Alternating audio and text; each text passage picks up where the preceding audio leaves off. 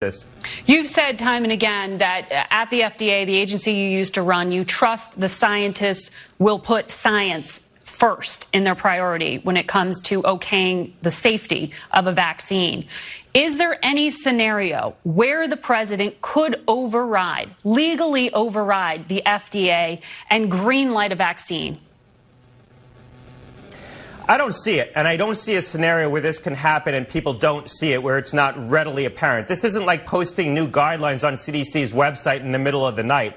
In order to issue an authorization, an emergency use authorization or an approval, the only people capable of actually drafting that package are the people at FDA, and they're not going to be forced to do it unless they scientifically believe in it. I know the folks who are involved in this process, the career professionals who are engaged in this process, and they're not going to be easily cowed. And remember, on the other side of this, you also need a manufacturer that's willing to commercialize a vaccine based on that authorization or approval. The vaccine doesn't just ship into the supply chain, and I do not believe any manufacturer is going to commercialize a vaccine based on an authorization or approval that doesn't have the consent and the agreement and the involvement of the career professionals inside the FDA. I just don't see that happening.